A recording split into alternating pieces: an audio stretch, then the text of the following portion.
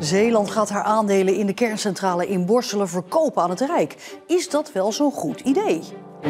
Iets wat geld oplevert, hè? Kip met gouden eieren zeggen we dan bijvoorbeeld, waarom zou je die slachten? Dus als ondernemer, wat ik ook nog mag zijn, zou ik denken, daar ligt een kans. Maar er zijn ook risico's. En verder in deze Zeeland nu. Evenementen treffen voorbereidingen. En nu al op ons bord, maar het wordt geen topjaar.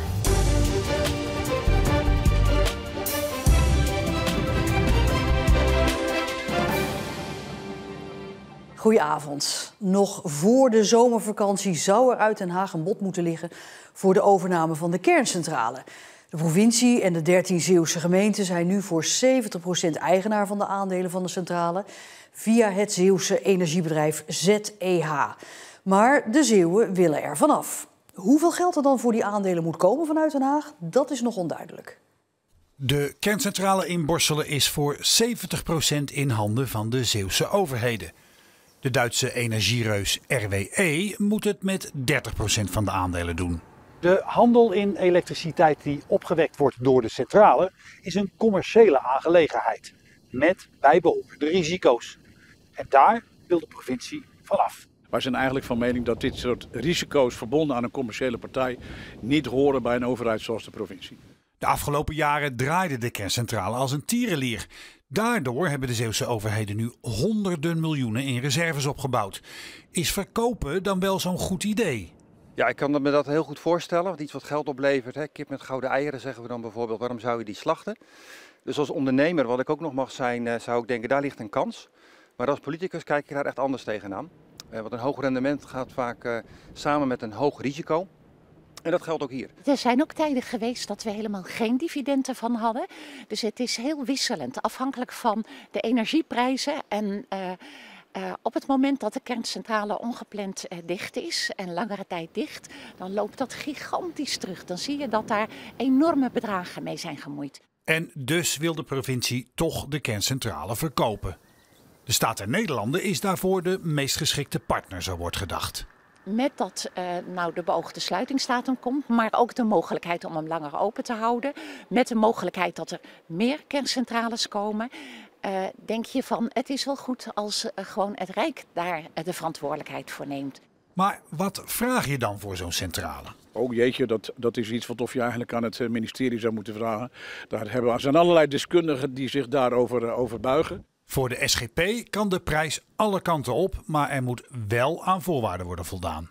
Wij vinden het heel belangrijk dat na de transactie er geen enkel risico, dus echt nul risico, meer bij ZEH en dus de provincie is. Daar willen we echt vanaf, zodat de vrije reserve die ZEH nu aanhoudt van ruim 1 miljard, dat die ter beschikking kan komen van de aandeelhouders. Er volgt straks een niet bindend bod door het Rijk. Daaruit moet blijken of de neuzen dezelfde kant op staan. Mochten de provincie en de staat eruit komen, dan is er nog wel een hobbel. Namelijk de andere aandeelhouder, RWE. Het is inderdaad zo dat op het moment dat wij onze aandelen verkopen, dat niet kan zonder toestemming van RWE. Wij hebben er wel vertrouwen in dat dat de goede kant op zou moeten gaan. Omdat ik me wel voor kan stellen dat RWE ook wel begrijpt dat een provincie als Zeeland een transactie als deze via ZEH graag zou willen doen. Boekhoudkundig is de centrale volgens bronnen een $500 miljoen waard. Maar wanneer de gewilde bedrijfsduurverlenging doorgaat, zou dat zomaar het dubbele kunnen zijn. Of is er hier een scenario denkbaar dat er een symbolisch bedrag van bijvoorbeeld €1 wordt geboden, net zoals bij de kerncentrale in Dodewaard. Dat allemaal wordt pas duidelijk wanneer het niet bindend bod openbaar wordt gemaakt. In Middelburg is de campagne Jouw kind, jouw keuze gestart over het vaccineren van kinderen. Op meerdere plekken zie je deze kartonnen kubussen met daarop teksten over vaccinatie. Samen met posters langs de weg en advertenties op internet moet dit helpen om de vaccinatiegraad te verhogen. Als er al een stuk bewustwording is, als je doorkrijgt, als ik signalen doorkrijg van joh, er is echt meer gesprek, wellicht ook meer vragen naar de mensen van het consultatiebureau, van de kinderopvang, van de mamacafés, bij de verloskundigen, ja, dan zou me dat echt een liefding waard zijn. Het lijkt vreemd dat de campagne in Middelburg is, want daar is de vaccinatiegraad voor Zeeuwse begrippen met ruim 84% nog relatief hoog. Zou je zo'n campagne niet eerder verwachten in een gemeente als Rijmerswaal, waar de vaccinatiegraad maar 62% is? Nou ja, wat we graag willen is met gemeenten optrekken om te bepalen wat er voor die specifieke gemeente nodig is. En dat kan in de ene gemeente iets anders zijn dan in de andere. De provincie pakt de regie in het maken van een verkeersplan voor als de scheur in de Westerschelde-tunnel gerepareerd gaat worden. Dat zegt gedeputeerde Harry van der Maas. In 2027 wordt de scheur gemaakt en 1 tunnelbuis moet dan 4 maanden dicht. De provincie gaat een plan maken om de overlast zoveel mogelijk te beperken.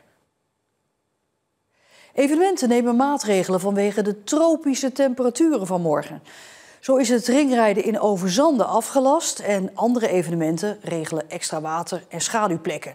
Zoals bij Zuid-Beveland in de middeleeuwen in Oude Landen. Jongens, even, waar is dat watertappuntbordje? In Oude Landen worden de laatste puntjes op de i gezet om het de bezoekers zo comfortabel mogelijk te maken. We hebben hier een speciekuip neergezet omdat het morgen heel erg warm gaat worden. De EHBO heeft gevraagd om dat te vullen met water en dat wordt ververst iedere keer met de tuinslang, zodat als er wat is. Nou, het watertappuntbordje staat er ook inmiddels. Hoeveel extra watertappunten heb je geregeld?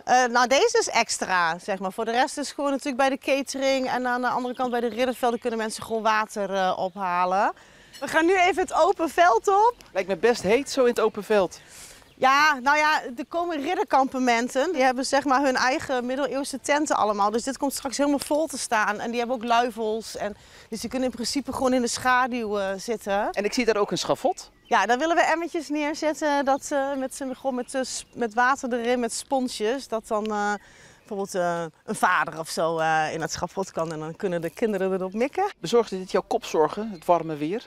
Dat je dacht, oh nee, wat moet ik daar nou mee? Nee, op zich niet, want we hadden al een stormplan. Het had net zo goed keihard kunnen regenen. Oh, je wilde het eigenlijk elk jaar wel zo? Nou, als het kan wel, ja. Dat zou wel heel leuk zijn. Een 54-jarige man is in België veroordeeld tot 30 jaar gevangenisstraf voor een moord in Kloosterzande. Het gaat om een zaak uit 2018 toen een dode man naast een uitgebrande auto werd gevonden aan de Zeedijk in Kloosterzande. De 54-jarige Belg zou de opdrachtgever voor de moord zijn geweest. Het slachtoffer was volgens Belgische media een bekende uit het Antwerpse drugsmilieu. Zet je fiets dubbel op slot, is het advies bij strandopgangen. In kustgemeenten als Veren en Vlissingen is het aantal fietsdiefstallen de afgelopen tijd flink toegenomen. Mensen nemen al maatregelen. 2 sloten erop, kostbare dingen eruit. En de fietsen niet schoon uit laten zien. En aan de andere kant, ik heb een verzekering en ik zet hem op slot, op een dubbel slot. Dus dan ga ik er ook vanuit dat dat dan vergoed wordt via een verzekering. Toch kan je beter voorkomen dan genezen, weet ook deze rijwielhandel in Dishoek. We proberen tegenwoordig gewoon hele goede sloten mee te geven. Accu's extra op slot te zetten op de fiets en dan is het risico niet zo groot meer. Als mensen iets verdacht zien, kunnen ze dat melden via een QR-code bij de strandopgang. Goed en slecht nieuws voor de mosselvissers vandaag bij de opening van het nieuwe seizoen. Goed nieuws omdat het seizoen eerder is begonnen dan ooit en dus ook langer duurt. Maar het mindere nieuws is dat het dit jaar weer geen topjaar wordt qua hoeveelheid mosselen. Marine Spatmos was de visser die symbolisch met de Bru 36 de eerste sleep boven haalde. Dat gebeurt ieder jaar, maar toch was het dit jaar heel anders. Op de boot waren veel minder mensen aanwezig, omdat de datum van seizoensopening pas een paar dagen geleden bekend werd. Het seizoen start dan ook extreem vroeg. Het is echt uitzonderlijk. Normaal gesproken doen we altijd in de eerste week van juni een officiële opening van het seizoen. Maar dit is 2 weken eerder. En dat komt echt door de hele vroege goede kwaliteit van de mosselen. De kwaliteit wordt bepaald door het vleesgehalte van de mossel. En volgens Rizeel is die prima. Er zit bijna 30% vleesgewicht in de mossel. Dus dat is echt heel veel. En dat is altijd ook een goed teken voor de smaak. Ik heb ze in ieder geval al 1 keer geproefd en die waren prima. Maar hoe weten de vissers nou of de mosselen groot genoeg zijn om te oogsten? Daar is van oudsher een systeem voor. Dat gebruiken we voor dat blik, zeg maar. Dat blik, dat is vroeger was dat een groenteblik. Maar ja, om de krimpflatie, die groenteblikken werden kleiner. Dus dan zou je denken dat je mossels groter worden. Maar dat is natuurlijk niet zo. Dus toen hebben we een jaar of 10 geleden gestandaardiseerde blikken ingevoerd. Dat iedereen dezelfde maat heeft. Dus dan kan je ook met je collega's overleggen. Hoeveel heb jij, hoeveel heb jij. Dus, en dat doen we in de blik. En dat is natuurlijk heel snel. Hoe groter de mossel is, hoe minder in zo'n blik kunnen. Hoeveel mogen erin? Het is zeg maar 55, 50 in een blik, dan kan je ze gaan verkopen. Maar ja, dan heb je de kleinere mosseltje. En deze die we nu aanvoeren, die zijn 40, 41 in een blik. Dat is een hele mooie maat. Ja, Erik Holm, dit is jouw reportage. Hè? Yes. Dat blik, dat is wel een heel apart verhaal. Gaat dat echt nog steeds zo? Ja. Alle schepen hebben zo'n blik echt nog aan boord en die worden ook nog regelmatig gevuld. Maar daarnaast hebben ze ook wel gewoon wat wetenschappelijke hulpmiddelen. Zoals bijvoorbeeld het nemen van steekproeven en het nemen van monsters. Maar het wordt nog steeds gebruikt. Ja, vorig jaar was echt eigenlijk een heel beroerd jaar voor de mosselvissers. Er was sterfte onder de mosselen. Wat is de verwachting voor dit jaar? Vorig jaar dus een slecht jaar. 40% minder mosselen dan de jaren daarvoor. Ja, dat moet de sector niet te vaak hebben. Dit jaar wordt het nog geen topjaar. Het is wel iets beter. En dat heeft ermee te maken, vorig jaar zijn er veel mosselen ook verdwenen die eigenlijk opgevist hadden moeten worden. Dus geen topjaar, wel beter. Maar er komen betere tijden aan, hè, schijnt het. Want heel veel mosselzaad in de Waddenzee. Ja, daar hebben we nu nog niks aan. Hopelijk volgend jaar wel. Als dat mosselzaad blijft liggen, dan kan het echt een topjaar worden. Maar met de natuur, je weet het nooit, dus het is even afwachten. Erik, dankjewel.